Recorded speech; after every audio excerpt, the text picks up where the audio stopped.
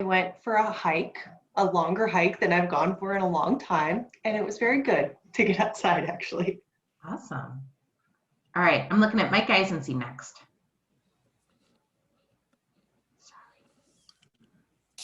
Sorry, that mute button is so far away. Mike Eisensee with the Carnelia Marine St. Croix Watershed District.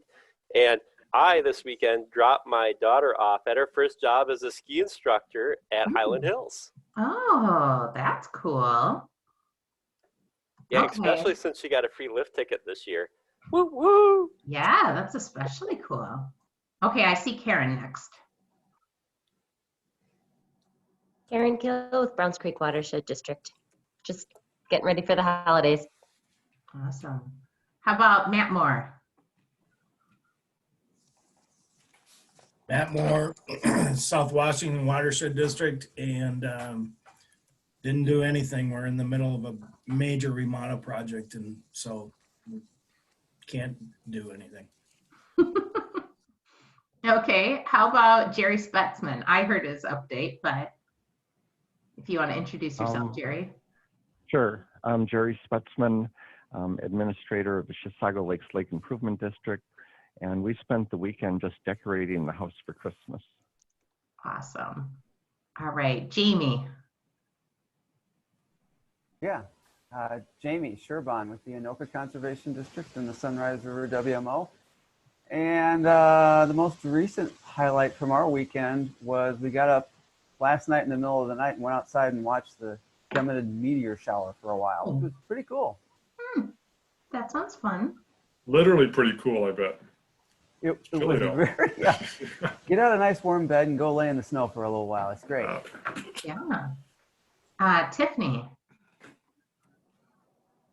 Hi, Tiffany Detterman, Isanti Soil and Water. I had a lot of highlights for my weekend, but we got to see my nephew who is a varsity hockey player this weekend. We haven't seen him in a long time, and my son is obsessed with hockey.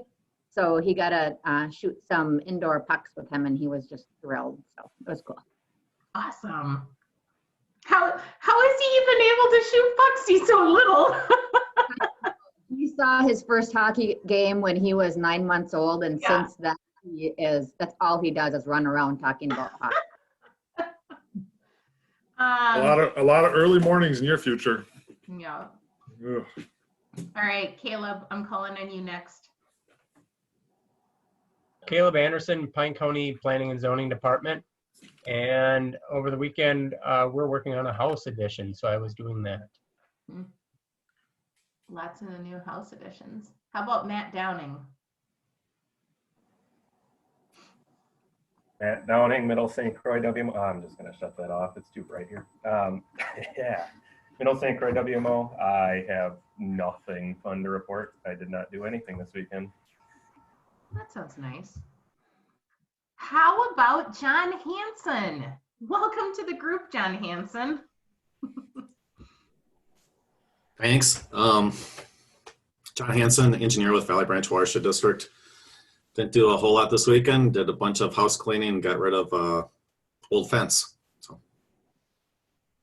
thanks everybody. And for those of you that Valley don't, Branch Watershed District. Thank you. I was just going to say for. Oh, sorry, Craig. No, I was going to say for those of you that don't know, Valley Branch did sign the JPA and are now official members of the Lower St. Croix implementation team. Yep, so pretty exciting. Let's see. Dan Fabian. Morning, I'm Dan Fabian, Board Conservationist with Board of Water and Soil Resources. This weekend, I actually, on Saturday, had an opportunity, was asked to participate with a soldier hunt up at Wild Wings when he could just north of Stillwater here. So we had, 75, 80 soldiers and airmen and that, as kind of a thank you to those guys for their, and gals, quite a few gals too, for their service. So yeah, that was pretty good. My group had 2 people in it, a guy and a girl who had never even shot a shotgun before, which is interesting since they're both in the service and that, and they both got their first birds and that, and did better than I did shooting the sporting clays rounds. So Yeah, that was pretty good. That was pretty fun. I did have a question. Are we recording this, or are you Yes, I taking am minutes on recording. who's okay? Good enough. Yep. Thanks. How about Craig Mill? Good morning, Craig Mal, Chisago Sound Water. Yesterday, I guess I enjoyed the snowstorm. We haven't had snow in a while, and we now have a white out here. I watched about a dozen cardinals at the bird feeder, which is always fun to see that many, especially there's like 8 male cardinals during the snowstorm. Then I went out and sat in the deer stand, bow hunted a little bit. I saw 4 deer and 1 gray fox, which is always neat to see a gray fox run around the woods. So that was my weekend, or Sunday, I should say. Very cool. Barb. Good morning, everybody. We got our Christmas tree and our dog did not eat it because our dog loves sticks. So we're very worried about that. She was very interested. She eats a lot of sticks in our yard. So Is she a new young dog? she's a shelter dog and she's about 2 and she's a boxer mix and she eats everything. So we're happy so far that we didn't put any edible Christmas ornaments on the bottom though. No gingerbreads this year. Yeah. How about Maureen next?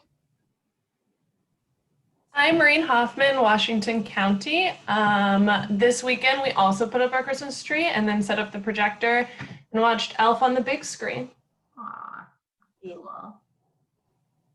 Christina. Christina Hant, Lake Elmo City Administrator. The highlight of my weekend was visiting the food trucks in the Cub Foods parking lot not once, but 2 days this weekend. Let's see, how about Jeremy? Jeremy Williamson, I'm with Pine County also, and I really didn't do anything exciting at all this weekend. That's okay.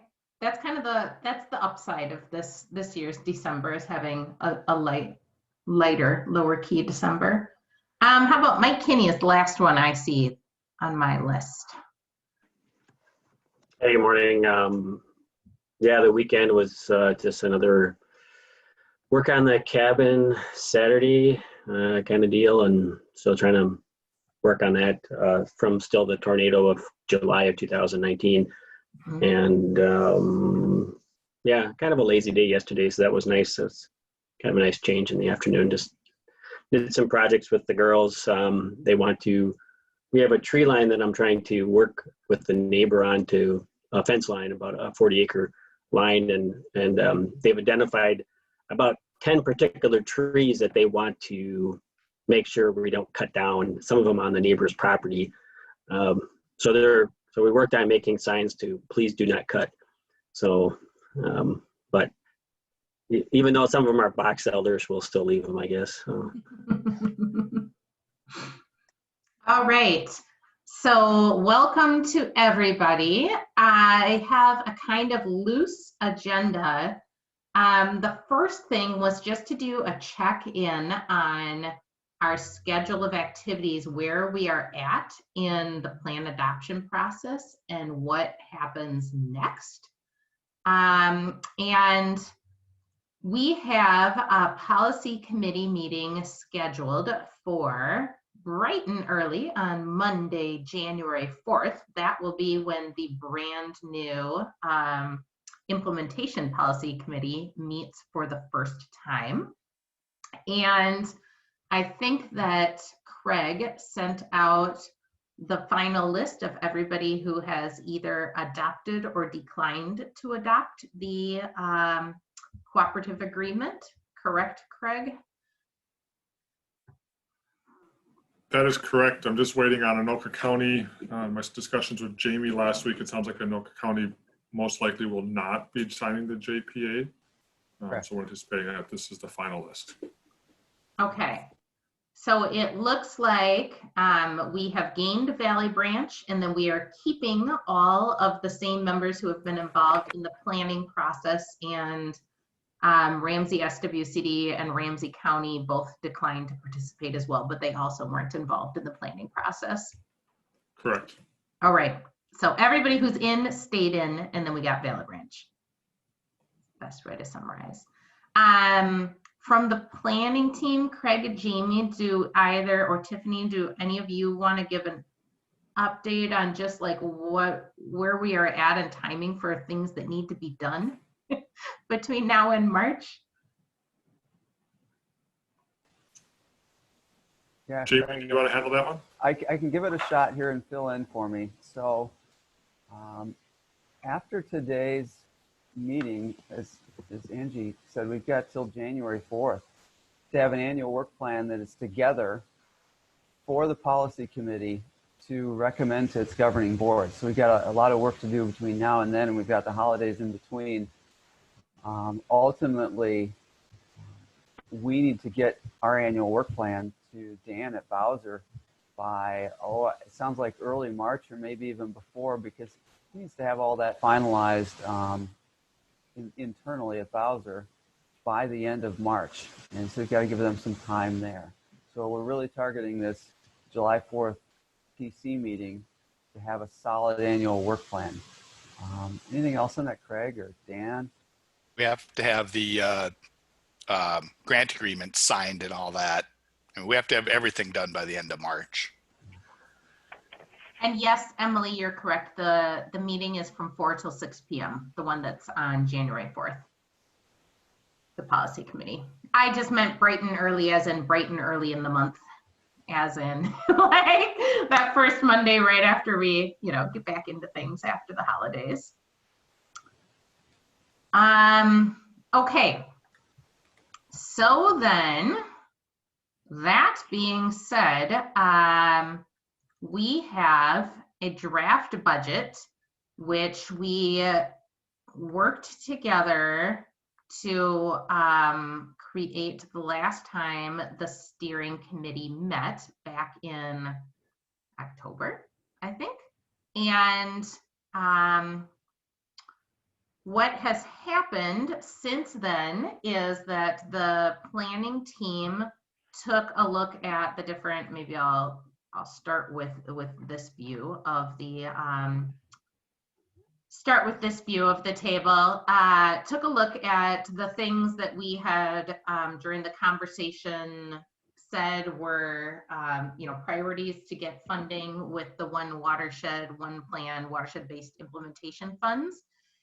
So this is kind of what the original table looked like that we all looked at together in October and put dollar signs next to.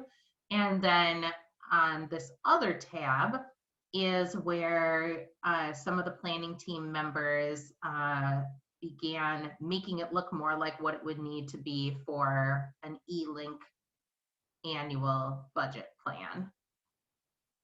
And I guess where we're at right now is just wanting to have a check-in with everybody about how you are feeling about the way this budget looks, and if it seems like it reflects what what our group's priorities are, and if we will be able to, if we're assigning appropriate goals to the amount of money that we have available, and also if you in your particular area have a project happening that you're hoping this funding will be able, that you'll be able to tap into this funding. Because for example, under the category for ag BMPs, there's $375,000 for ag BMPs. And so it would be good to know, these are going to be chosen in targeted prioritized areas, but if you have something is ready to go, that kind of helps us to know budget-wise if this is an appropriate amount of money. So I'm going to hope that other planning team members jump in to help me out here, because we had a little bit of a conversation on Thursday that I had to jump out of early, and so I'm not really sure, what else was talked about in the group after I left. Well, Angie, I can add some things if we'd like to start out a little bit. I took some look at some numbers between our planning team meeting last Thursday. I'm sorry, I'm just looking at Mike Kinney's And that was one of the things I was just going to bring up to what Mike is just bringing up. And maybe this is a question for Bowser. One thing, can we, as we set this, and we're up against somewhat of a tight timeline, obviously we have a PC meeting in 3 weeks, which means agenda's going out in 2 weeks with a Christmas, a holiday in between there. How detailed does this group need to be for the planning, for the policy committee? Because what I would recommend, and Jay Riggs and I spoke about this a little bit earlier today, what I would like to see, I think we need to develop some subcommittee groups that are going to look at some of these items. And I guess I'll use, Angie, can you scroll that up so we can see lines 3, 4, 5? Thank you. Yep. As we look at some of these things, I would like to look at having a group where we could break down. And so I think, I think about the egg side of stuff. I know Mike Kinney and myself and Jay or whoever would like to be part of the group and take some of these and tackle these in a little more detail as small work groups. If we're able to work with the policy committee, it gets kind of the broad-based budget. So if we say we have a budget we need that is these dollar amounts that the group has approved back in October, I think that would be good.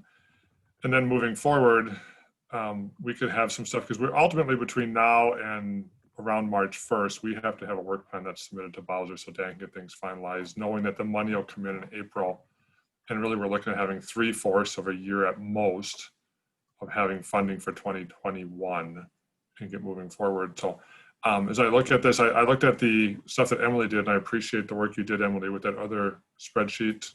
Angie, if you could pull that one up, it's the one that Emily took a good stab at trying to make it somewhat of an e-link spreadsheet. There we go. Yep. Mm-hmm. And so as I looked at this,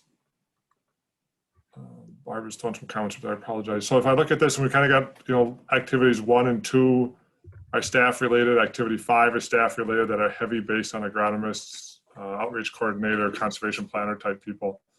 I would really like to sit down with a smaller subset or whoever wants to be part of the good discussion and figure out what do we want out of that over the next 2 years and what do we need for a budget.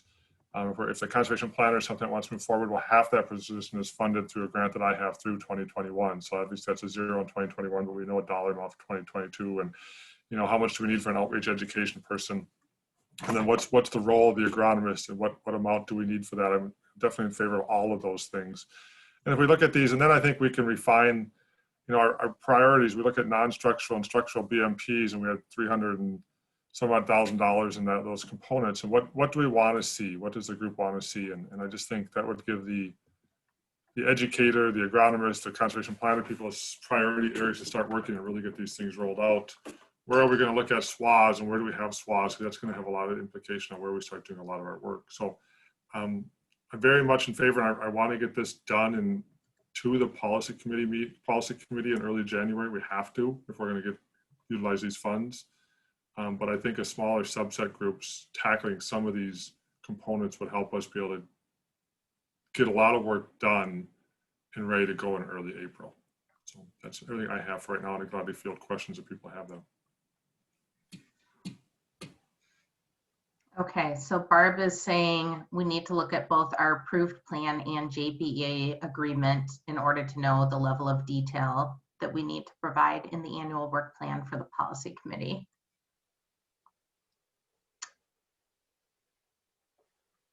And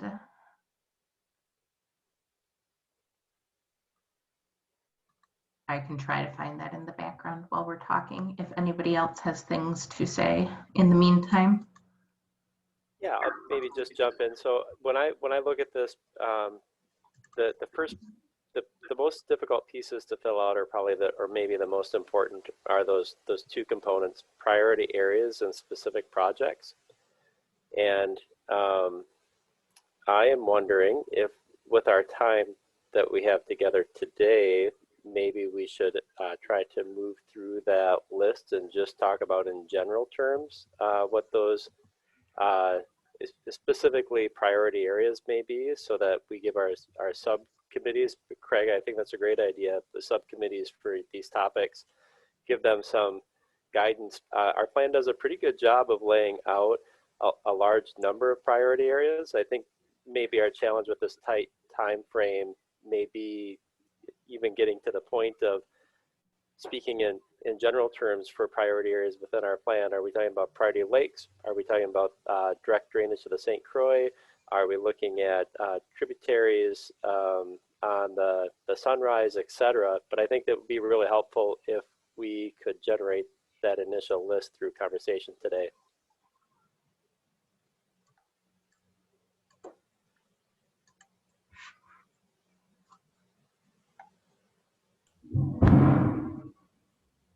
I'll just follow up.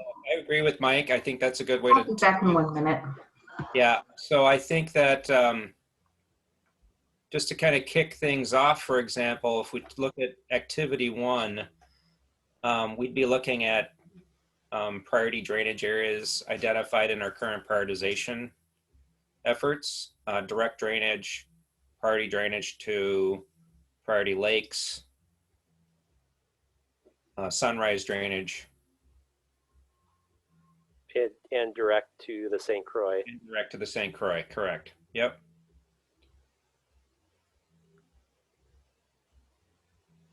Does anybody have any additional areas that we're not considering?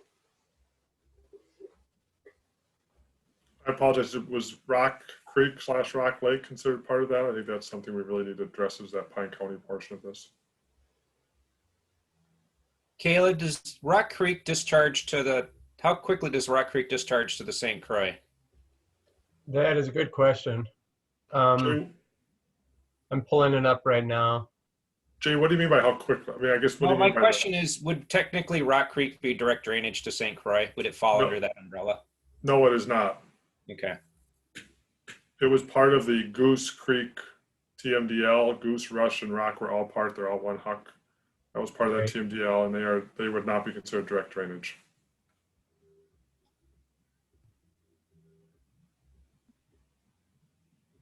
Well, I would like to have some sort of umbrella to talk about doing prioritization work in areas that haven't had a lot more detailed modeling. So upper watershed prioritization, I think, would be a target area as well for, especially if we get down to the prioritization activity.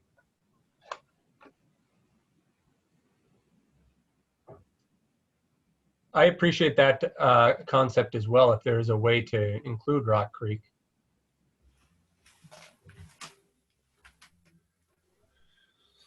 Can't you just identify it? Isn't it identified in the plan as one of your priority resources? Plus, if you're just looking for a catch-all, when you guys come back to submit that, I'm going to end up asking you about the specific resources that you're prioritizing and going to be working in. So could you detail that a little bit more? So would Rock Creek be a specific resource, or would you want more detail than Rock Creek?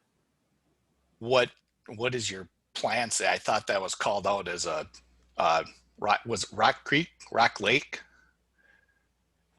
Yeah, I guess. Well, how was it called out in your plan? Mm-hmm. But I thought it was a specific priority resource, but I could be wrong on that.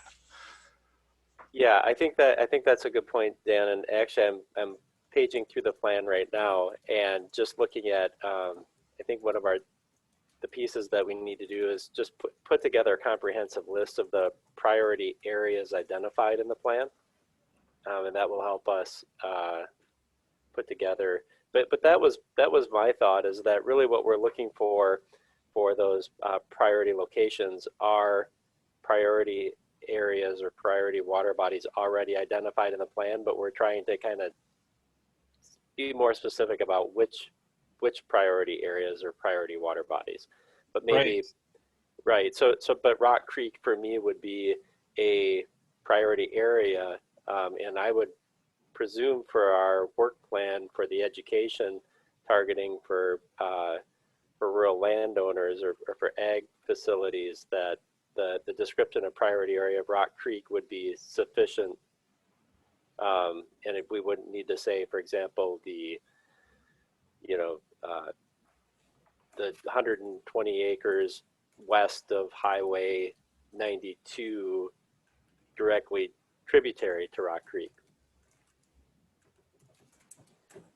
So could we, Mike, just reference the plan table in this table, say, C plan table 5, whatever, and then we could have some text description, like emphasizing areas that have had limited prioritization analysis and focusing on priority catchments identified in the SWOT model and those sorts of things.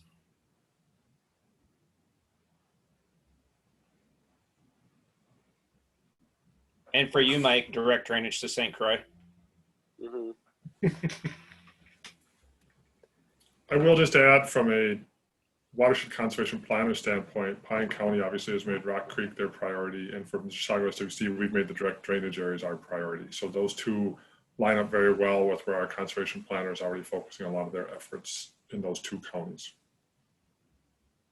And for our NRCS local work group, for example, when we talk about prioritization for ag practices, we have historically and continue to prioritize direct drainage to the St. Croix. But there are also a lot of high quality lakes that we would want to also be able to do practices if we can identify willing landowners. Can I make a comment quick that we kind of glossed over that Barb brought up earlier? This is all great discussion, but Angie's got the plan up in front of us right now. I think we should address it. Everything we're saying here needs to go in front of the advisory committee before it can go to the policy committee anyways. So maybe we should talk about how we get the advisory committee involved before we worry too much about trying to determine what the plan is. But I guess, correct me if I'm wrong, but Angie, the advisory committee was invited today and unfortunately were unable to participate. Is that correct? Yes, they were invited. I haven't received any emails from anybody saying they weren't planning on coming, but they clearly aren't here. When were they invited? Because I thought, when were they invited? I thought that I had invited them from the beginning, but I guess I didn't. So I just invited them last week. So it wasn't very much notice. But we don't have to have a meeting. We can send them a draft work plan for comments. Yeah. Correct? So this is from, what I pulled up right here is from the JPA in terms of what required content for the annual work plan. Minimally including projects and programs to be completed collaboratively and associated budgets. A fiscal agent and responsible party or parties shall be identified for each project, program, or implementation activity. And the responsible party or parties must provide any grant matching funds and accept responsibility for implementation and outcomes. And the annual work plan may include a summary of projects, programs, and implementation activities to be completed with watershed-based implementation funds, competitive state grants, local funds, or others. So, in terms of how much detail, at minimum, we need to have a budget for everything that we're doing and who is going to be doing it. Each thing. Dan or Barb, we've got both Metro and watershed-wide funds in here. It can be one grant agreement. Is that true? That's correct. Great.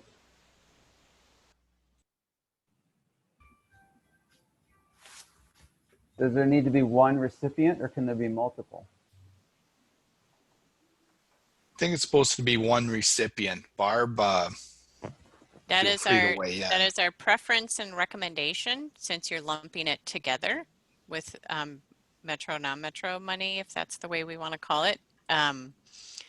If you have a really strong justification for why you need multiple, and I wouldn't think more than two, because that wouldn't be our preference, you could make a justification to Bowser and we would review that. But do not think of it more as outstate funding, where that is really what we're trying to do, is just have one grant agreement compared to Metro, where we're allowing folks just to choose. So again, you can make a justification and we'll review that, but it's not our preference right now.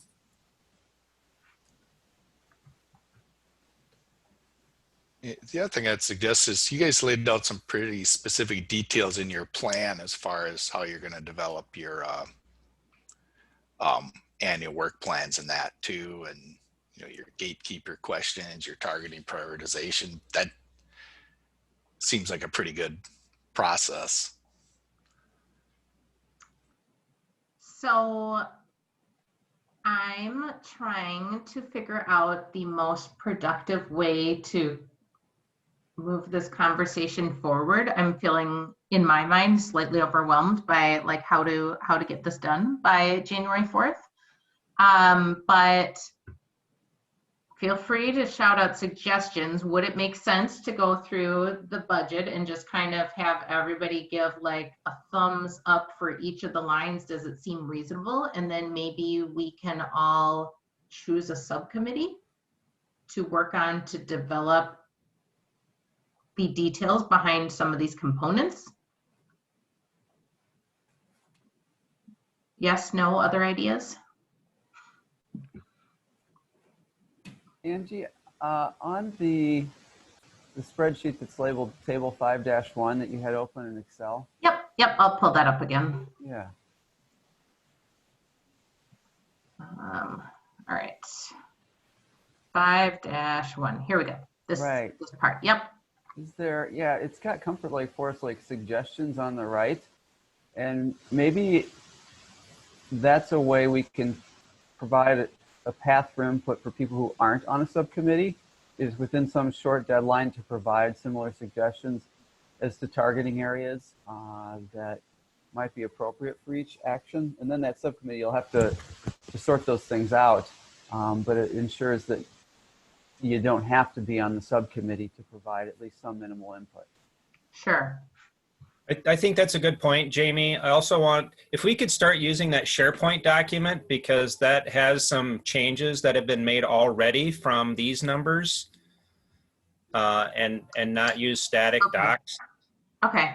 Yeah, and I can open up the SharePoint document right now if we want to look at that. If, like you said, there's already been some changes made. Yep. And then also, I just want to thank Emily for pulling that together so quickly, especially. And then lastly, I actually have another 10 o'clock meeting, so I'm going to have to bug out here relatively soon, about 5 minutes ahead of 10. So. Okay.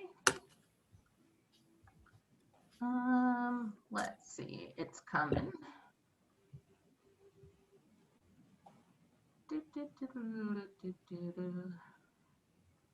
You know, as we're thinking about those subcommittees too, that's another chance to engage the state agencies, offer them that opportunity to be on those subcommittees and touch that base of having them be part of this process. So I have some thoughts on subcommittees and how we can organize them. One would be like a staffing shared services subcommittee to kind of look at more work planning. Another one would be, another subcommittee I've been thinking about is the prioritization subcommittee, to look at where we're going to focus our prioritization efforts and potentially use that as an avenue for discussing the protocols that we're using and strategies for improving the protocols. And then the other piece that we really need to, I think, have some more detail on potentially is that, you know, priority projects in that list. So you're suggesting 3: shared services, protocols, and projects? Yeah. It's just some, I think those are going to be like the 3 main budget areas that we're going to really need to get some detail nailed down here relatively quickly. Okay. Angie, as we're looking at this budget, I'd like to go back to actually column N, because that's the budget that the steering committee is the one who actually recommended after the last meeting. O just had the one adjustment from some discussion amongst the planning team, and we can discuss that, but. Okay, wait. Go to a different tab. Go to a different tab. Okay, thank you. That Is this the tab that I am going That's to? it. Okay. That's the, yeah, that'll work. And where here do you want me to be? I'm trying to figure out how to make it not be so small on the screen when it's this. That's the problem with showing this online version, is that it's like so small. Do you want, I can share my screen too, Angie. I don't need to do the online version. I have it okay, like regular sure. Excel. Yeah, that could work, because I'm like, oh, it just seems like we can only see such a little portion of the screen that it makes it. Okay, I have made you a co-host, and you should be able to now. Okay. When you said column N, was it here? And this is from table 5.1 from the plan? I apologize. Column O was the additions. Just the planning team had some tweaking email discussions that I had adjusted. So I would like to discuss column N because that's the one that the steering committee actually discussed back on October 7th. Okay, so do you basically just want to walk through, compare and contrast what column N is compared to what the planning team is recommending currently with column O? I don't know that the planning team actually honestly is recommending O. I mean, we had discussion last week. I just still think there's difficulties in knowing exactly, and I think one of the really difficulty ones knowing is we talked about an agronomist, and I very much support that effort, but it's knowing at what type of capacity do we need that person. And so as Jay and I had some discussions this morning on some budget numbers early on, we can easily identify, an education outreach person. We can easily identify a conservation planner and know the dollar amounts that those people need, but I don't know what we need. And that's why I'd love to have a subcommittee. And I know whoever wants to be part of it, I'm very supportive of it. I think we just need to sit down and discuss what is our goals. And this could be that, after year one, we sit down and we're making some tweaks to this. And that's why I guess I by no means want the bare minimum is what Bowser wants, but I think the more flexibility we can give ourselves with this budget and work plan, because this is our first go around, and it's a budget and work plan that we have to have done sometime in the next month at the very latest to get to our local boards in February at the very latest to be able to get stuff to Bowser by the March 1st to get this approved by the March 22nd deadline or whatever it is. We don't have a lot of time left. And so I just think the quicker we can get this finalized for what we need to make it work for us that meets Bowser's requirements. And I know that they're going to say, look at our JPA. I understand that, but that's why I'm looking at using column N. And the only change I made to O was we had talked about having $50,000 available to some internal load studies. And so I just took it off of the very first line item, 250 to 200, and added 50,000 for those internal load studies. That's the only change between column N and O. Thank you.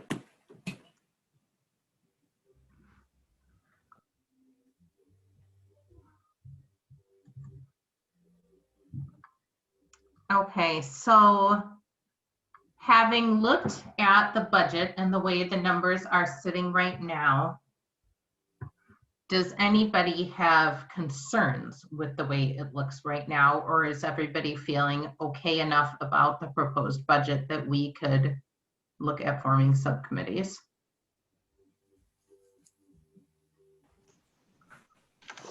Hey, this is Mike here. Oh, go ahead, Mike. You can go ahead, Tiffany.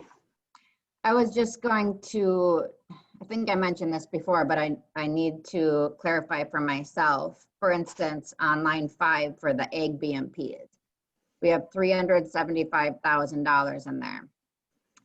Will that all go for projects, or some of that would still need to be split out for technical assistance and project development?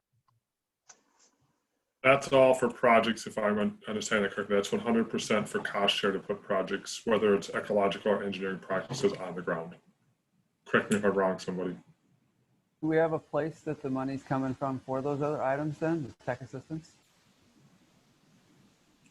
That would be line 4, and that's what I really need to, we need to discuss that line 4. That's the planner, and correct me, my understanding was we'd have a planner, agronomists, outreach people, and then the technical assistant and potentially engineering assistants needed also if needed.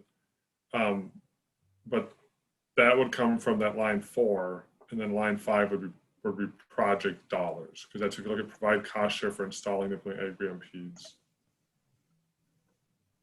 I don't believe that was for staff time. So some of whatever that was, line 2 for the agronomist one, would go to individual, like say Washington or Pine, their technical staff to actually be out there. I I don't recall us deciding we were going to projects do, designed and on the ground. I don't recall us having that discussion about putting dollars towards local staff capacity for technical assistance, but correct me if I'm wrong again, please.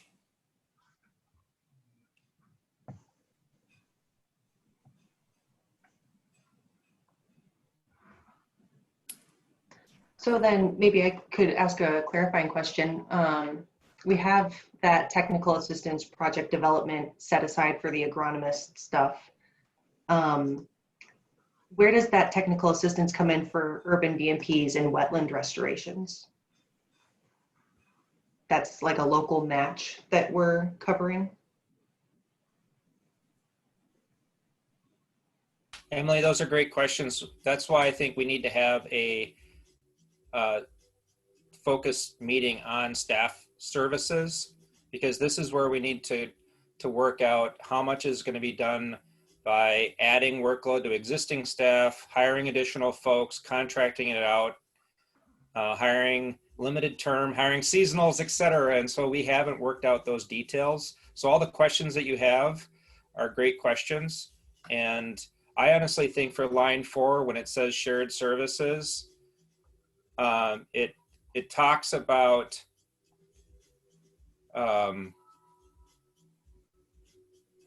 assistance with agronomy, outreach, and technical assistance. So it's not just, it's agricultural conservationist and agronomist. So it isn't just the agronomist. That's what Craig's talking about for the conservation planner. So that's at least two bodies, maybe 3 or a portion of a third as well. And depending on how we deal with the agronomy issue, we could be contracting with multiple agronomists as well. And that's something we haven't figured out the details yet.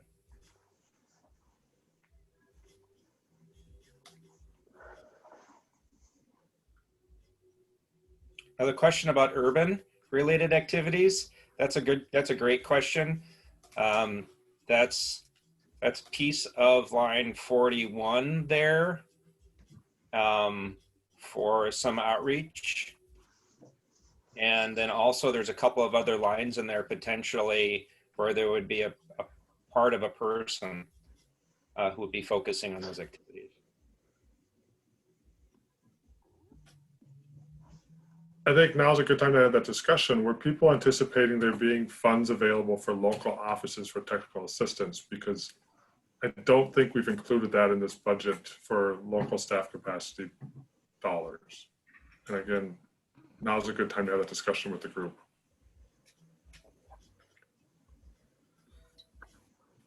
I mean, we never anticipated it because I guess already based off what's identified in the plan, we're at 50% of the implementation dollars for staffing. So I think it'd be more and more difficult to get past a policy committee if we start on that path. Well,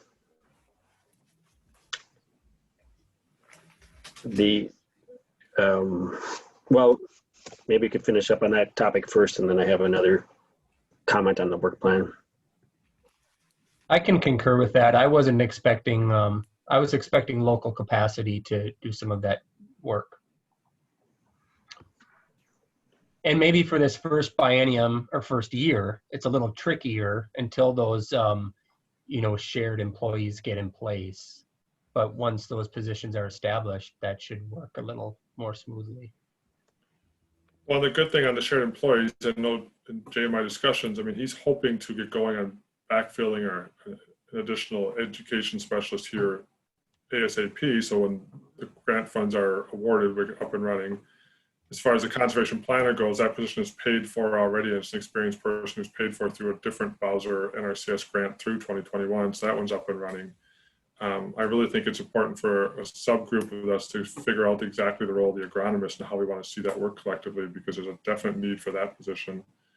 So that would take care of the shared or the education outreach, the conservation planner, get a group together to pull together the idea for the agronomist. And then it's really sitting down talking about the SWAs and how we're going to get SWAs knocked out in some of these areas, and what do we want the protocols to look at for those things. So Others that have ideas on the shared services, that's what my thought was on staffing. Thanks, Greg. I just want to add one point too, is that for expanded education services to a basin-wide scale, if we were going to be expanding MREP program under Angie's lead, then we've also already been talking to multiple local partners, the county and the conservation district in Chisago about providing local match to support that program, similar to the model of MREP. So that conversation is already underway, and we've received some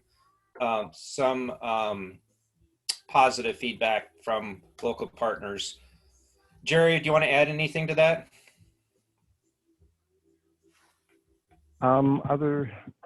Nothing other than that, yes, we do support the idea, and we'll be looking for local funds. It's not currently in the budget for 2021, but there's maybe a little juggling we can do. And then for 2022, we're hoping to put, the amount that's required or our share into it. So this addresses a good comment that Christina made about MREP and the funding for MREP. So we are looking at supplementing that program as well.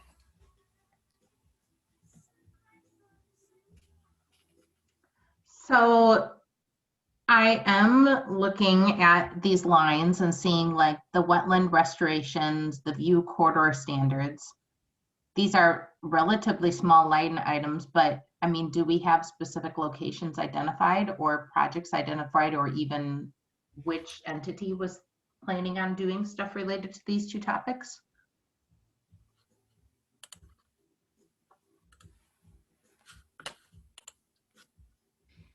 Is that something that the subcommittees could work out? Okay. I wonder if, like, just to make sure that all the subcommittees are really just doing the work that needs to get into the work plan that we have such a short time frame on. Like if we had somehow look at the documents that Barb was referring to, like this is what we need to have approved, and have like bullet points or like something, so the subcommittees are like, okay, these are the questions we need answered, and they're just working on that, not going off track. Mm-hmm.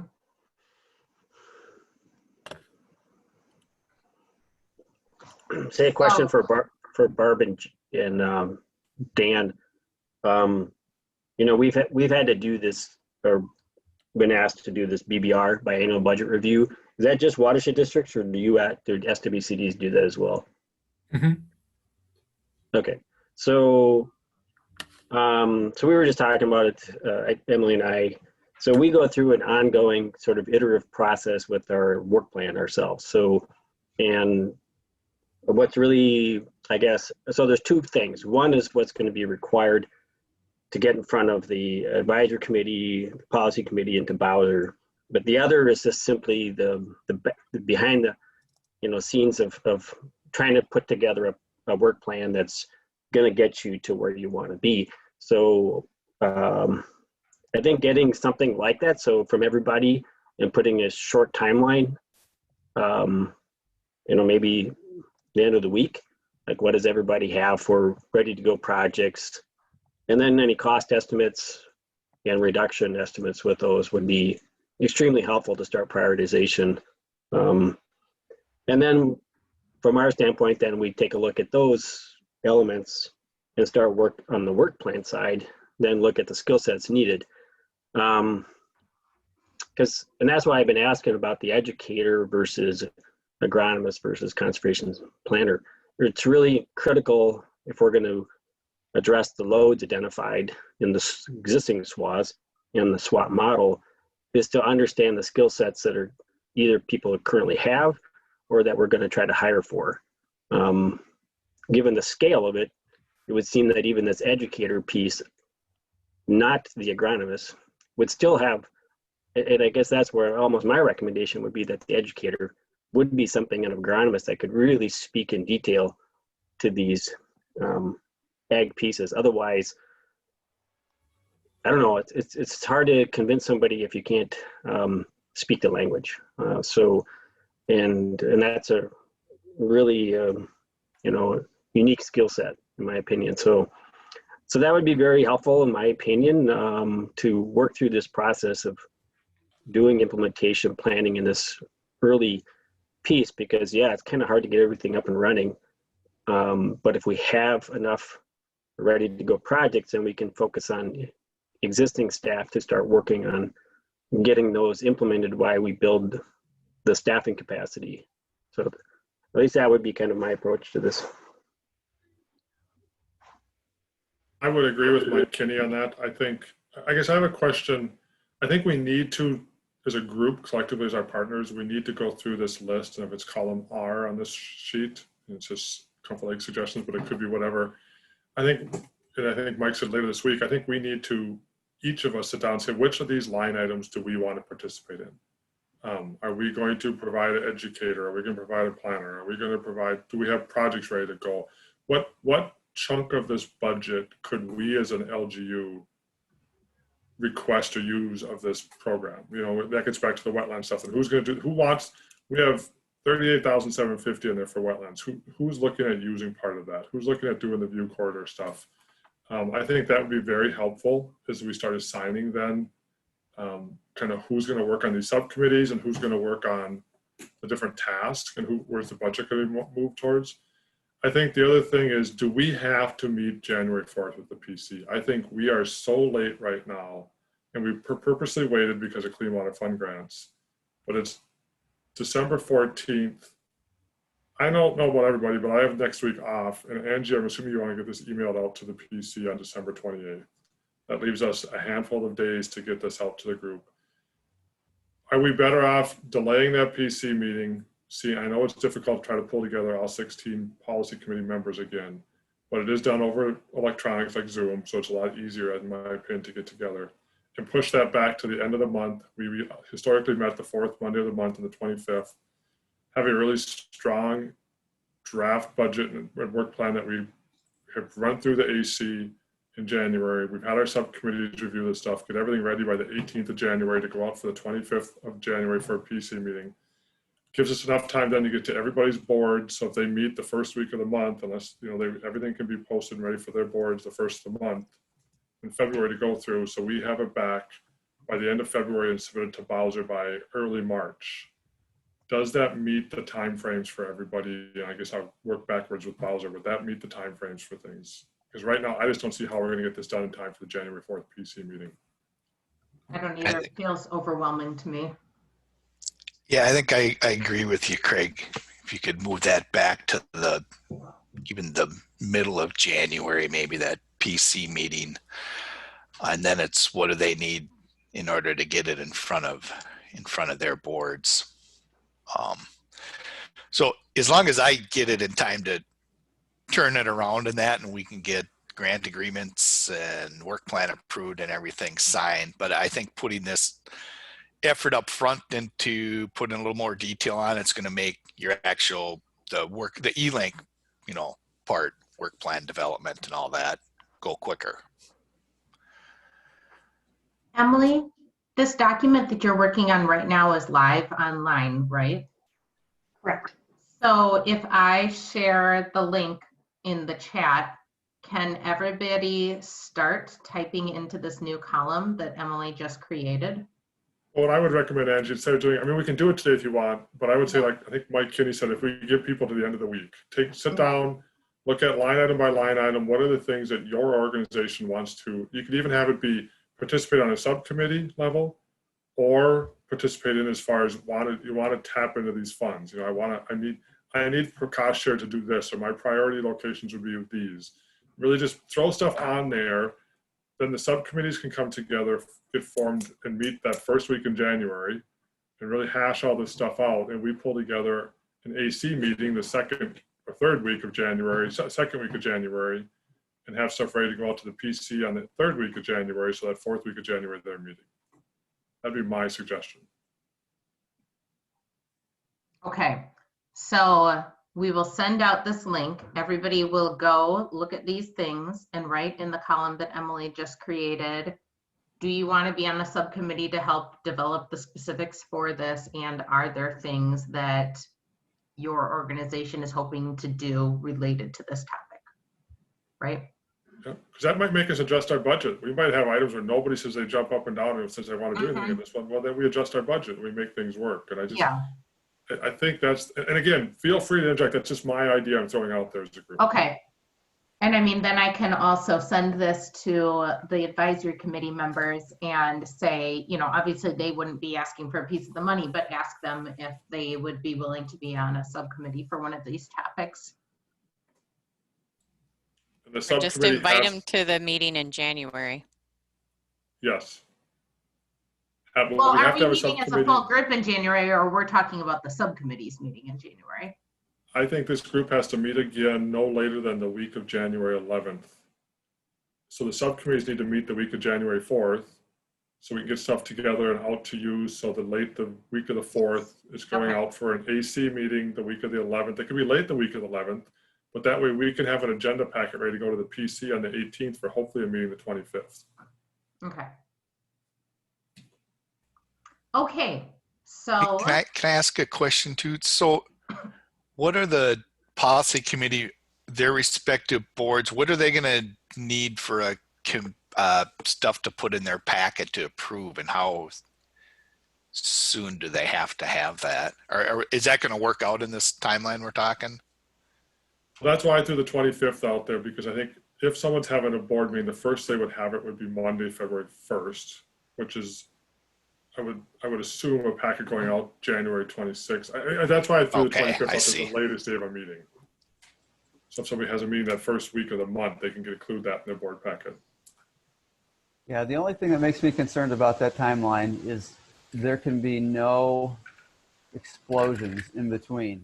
You know, that what the subcommittees in our group land on at the end of January has to be something that's approvable by the governing boards. There can't be go back and edit anything other than minor edits, of course, that could be called out in a motion to approve or recommend. And I agree 100% with you, Jamie. And unfortunately, by developing the JPC, we've created that issue with having to go back to our boards in this tight time frame. Right. I'm just saying if there's an opportunity to move the whole timeline up by 1 week, that might give us just a little bit of wiggle room.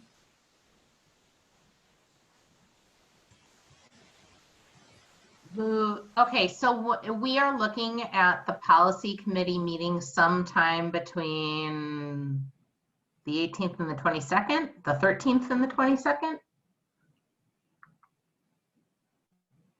The policy committee meeting, Angie? Because we're talking about moving the policy committee meeting back, right? Not having it January 4th. Yeah, I was looking at having it January 25th, which stays January 25th. Okay. with their normal fourth Monday or last Monday of the month. Okay, move it all the way back to the 25th. Okay.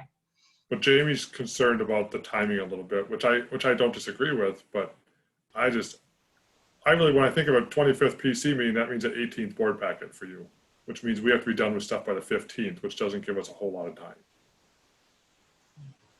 Yeah, I think the 25th can work. We just got to make sure that leading up to it, we've got it pretty rock solid. And I feel a lot better about getting it rock solid by the 15th of January, ready for an 18th PC meeting packet, than I do getting it ready in 2 weeks.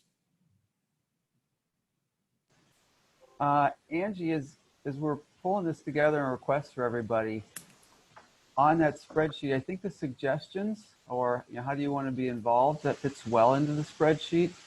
What subcommittee you'd want to serve on doesn't fit as well into that, so that may need to be separate. Jay suggested 3 subcommittees, and they aren't specifically lined up to individual annual plan line items.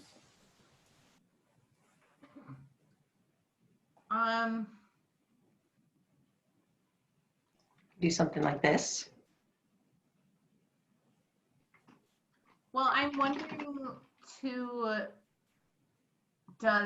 know. I mean, I know that Jay suggested those as the 3 groups. Are those still what we think are the 3 logical subcommittee groups? Or if we're going item by item on this spreadsheet and people say, yes, I want to be on a subcommittee related to that, then as Craig suggested, if anything gets left off that nobody really wants to talk about it, then, you know, we kind of form the subcommittees based on that.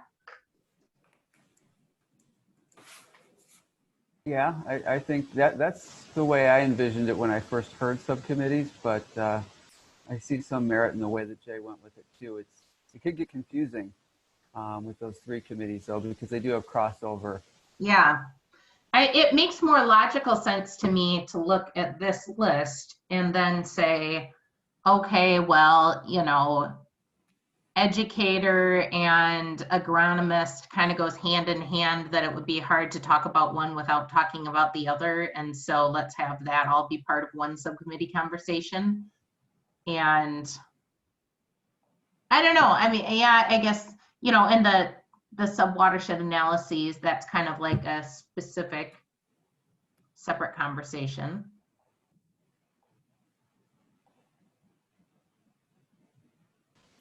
I don't know. Well, I'm game for just, you know, as you're describing it, a bit of a subcommittee for each line item, but we may group those But later. some of them may group together nicely, especially if it's the same people that are wanting to talk about the same things. Right. We just need people to be okay with someone grouping and making that call. Okay. So let's proceed with that as the plan, that I will send out an email as soon as we all get off the phone or the video with the link to this and instructions to fill this out. I would be sending out a scheduling poll for us to schedule a steering committee meeting to be An advisory committee meeting. an advisory committee meeting to be sometime during the week of the 11th. And I'll have to send a new schedule to the policy committee to hopefully be able to meet on the 25th. I'm not sure what to do if some people can't meet on the 25th. Then we'll have to start looking at other potential dates. And what else? Then Barb wondered if we could talk about watershed-based implementation funding eligibility right now. I think that's a good idea. That's kind of what I'm thinking. It's what do we need to do right now while we're all together as a big group before we, you know, split off into subcommittees. Can I say one thing? Once the deadline comes in later this week and we compile stuff, the planning team will need to just meet, like, be electronically, kind of determine a subcommittee lead person and get those meetings arranged too for that first week in January. Mm-hmm. So just watch for those emails coming.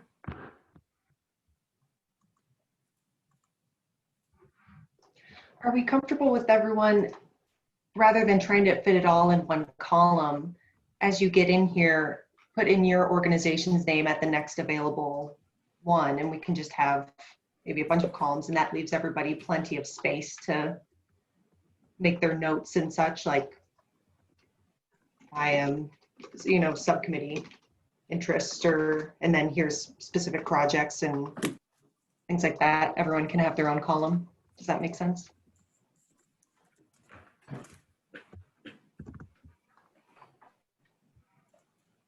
Okay. Thank you, Emily. This is great. Yeah. I really appreciate that. And maybe also while I'm talking here, back to Mike Kinney's point about the biennial budget request, if we want to get down into that level of detail too, I know that I've sort of started that for Comfort Lake Forest Lake a little bit. If people are doing that work anyway, updating their BBRs, I can volunteer to, you know, if you want to send that to me, maybe we can start compiling that of here's our projects that are already ready, or if we want to wait to do that on the subcommittee level, but just a thought. Well, we were going to chat about that, Angie. It's item C on your agenda as far as updating Clean Water Funding Grant awards and stuff, but that'll dovetail somewhat into this, what we're doing now with Emily and the spreadsheet. So can we just maybe generally talk about expectations for detail here? Because I think we've got a range of specific projects to sort of generalities that are in our plan. And I think if we can put specific projects, at least in my mind, in the spreadsheet, that's great. But I think when we write our grant work plan in eLink, it might be slightly more general. So instead of such, you know, so practices X, Y, and Z at a certain location, it may read, do a total of 10 BMPs of these types in these 3 specific priority areas. And I sense that that will be specific enough for Bowser. Dan, Barb, correct me, but it also gives us some flexibility because there's always a little bit of uncertainty. Can you say that again, Jamie? Your question to us, you cut out on my end. I'm having internet issues here.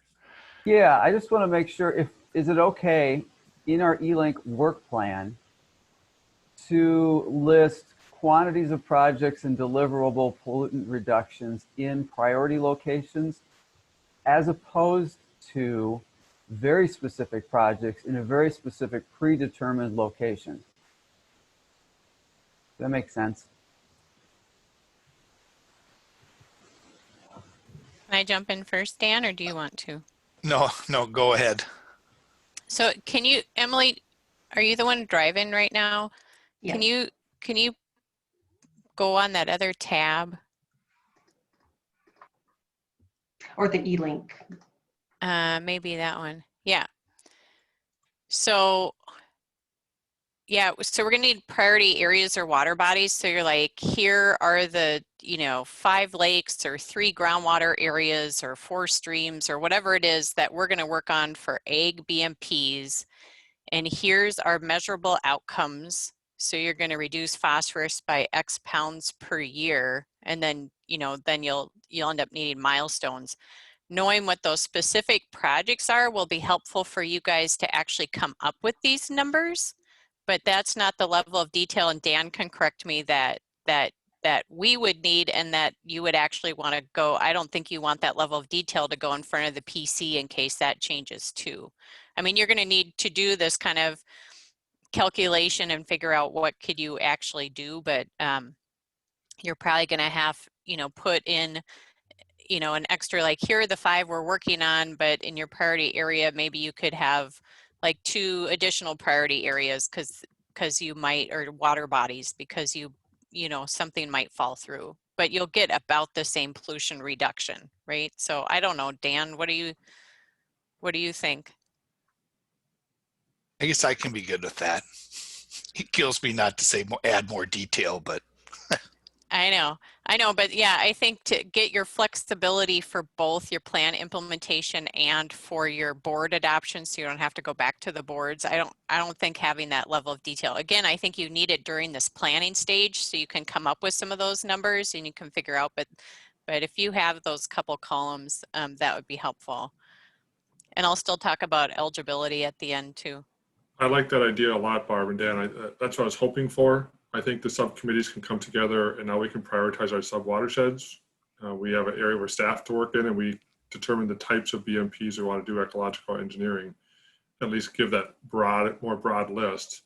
I think that'll really help the group. And by each of our LGUs going through and listing the areas of projects they want to do under certain tasks, that'll help us build that list in our priority watersheds. So I think we'll know a lot more at the end of this week when we get this completed by each of us.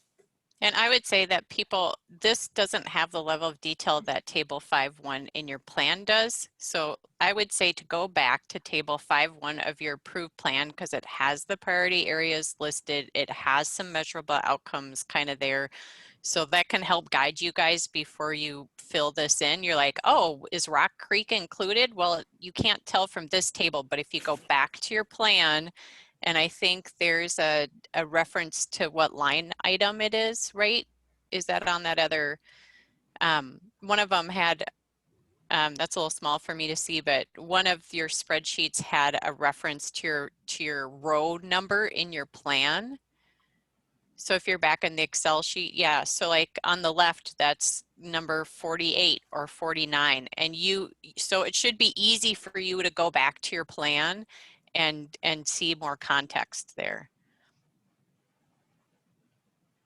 Can I add eligibility stuff right now? Please. Yeah. I'm tardy in getting you guys back that question about wetland banking and WBIF, and basically the answer is no. And for wetland restoration, it would have to be a benefit to another surface water body. And I will send you a very long email about that. Hopefully, I don't know if it'll be today or tomorrow. So your wetland restoration, it would have to be a very specific project, but I will send that to you because we have been asked that before for WBF. So I got some information from a couple of our coordinators. And then view corridor standards, I was trying to look at your plan, and that is having to do with shoreland view. I mean, so again, you're going to need a water quality link to these things. I just haven't looked into that one yet. I think those are the only two that we had questions about, right, Dan? I mean, we're going to need your list of BMPs, even if you're not for both ag and urban BMPs.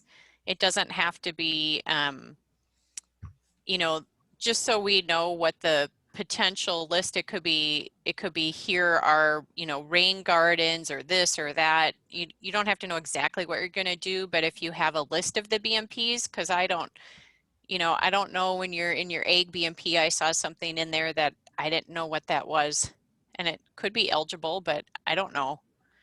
So anyway, just kind of like a range of the types of BMPs that you're going to do, just so we can make sure that they're eligible. Yeah, the view corridors, just standards, raises a red flag, just the words that there's no water quality tied to that.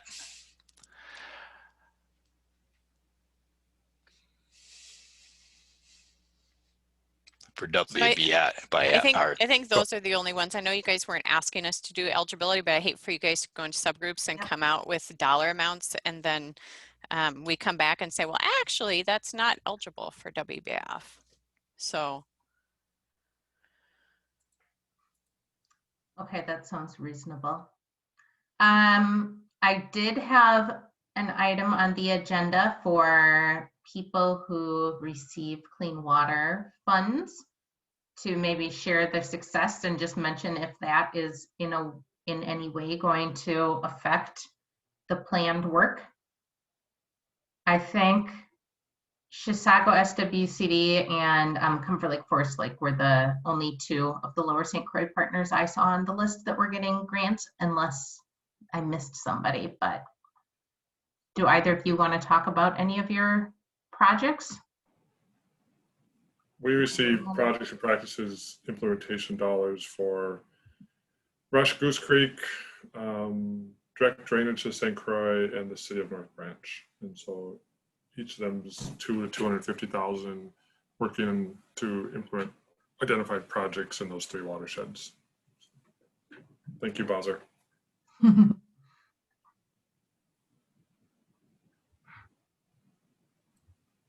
Well, it's an interagency team.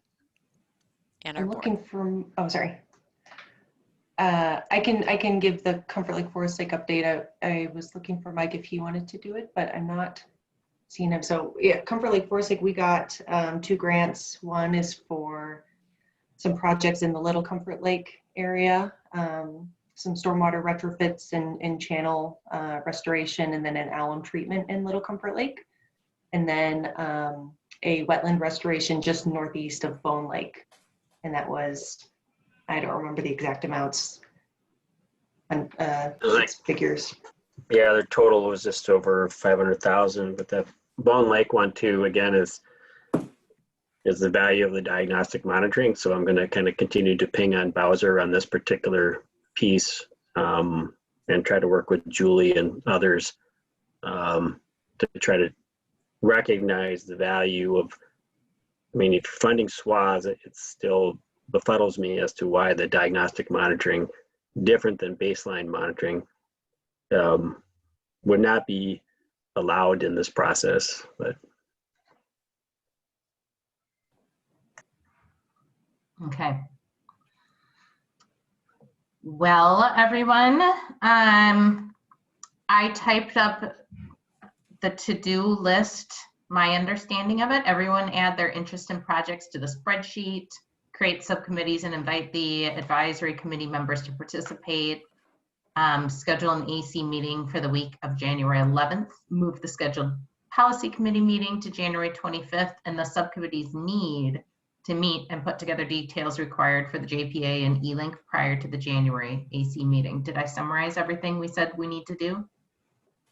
Yeah, but I would still say that I don't know that you want to invite agencies to be at your subcommittee unless you guys want to pull Bowser in for any eligibility questions. But I think just making sure you invite agencies to the January meeting, the second, and give them enough time. I just know that a bunch of them are over, like everybody else, they just don't have time. So I'd rather have them focus on coming to that meeting in January. Okay. Yeah, and I did look and saw that Margaret Wagner had sent an email saying that she just wasn't able to come today because of too much other stuff going on. So, yeah.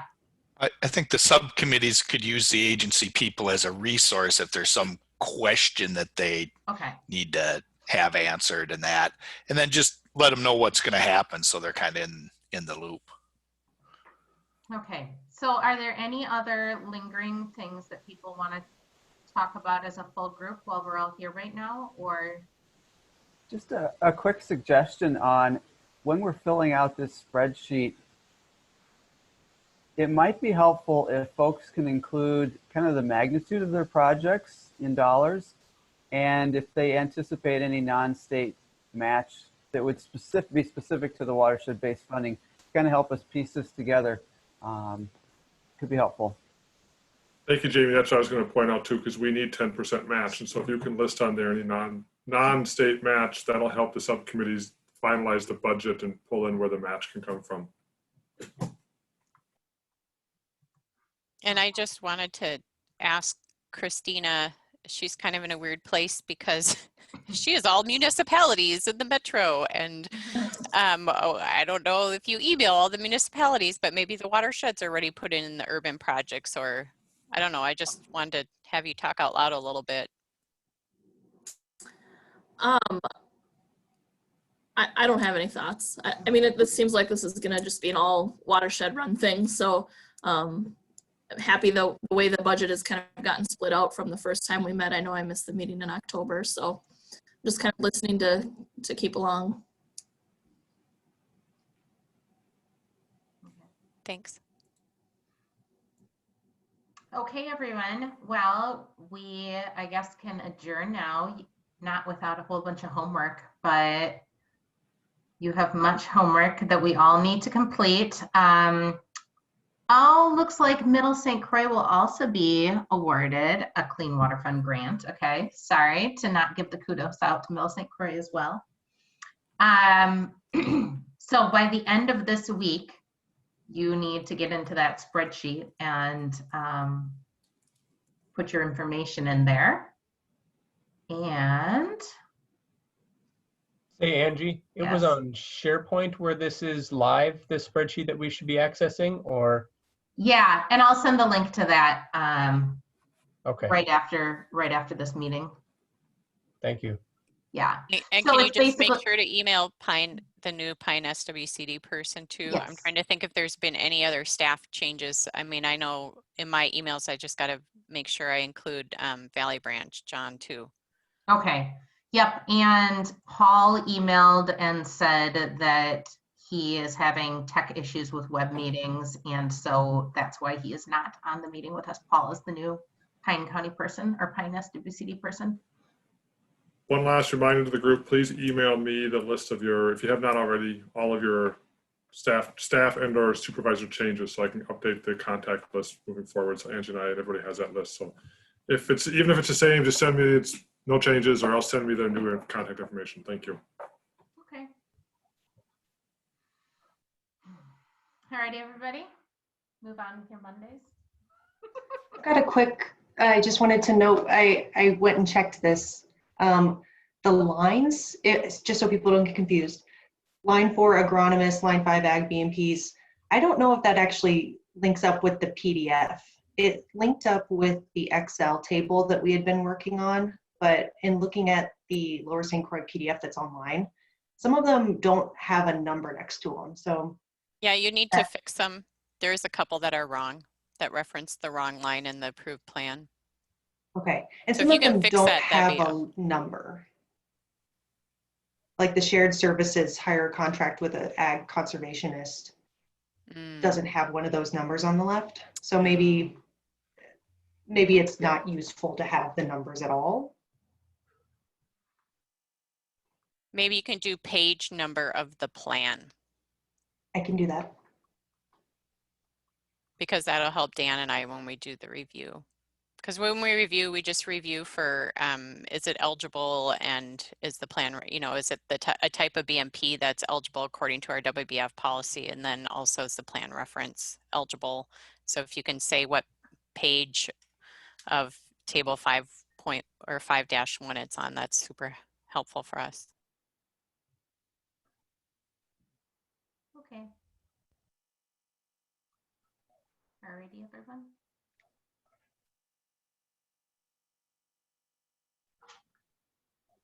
Hearing no complaints, I now adjourn the meeting by the power of Baby Yoda.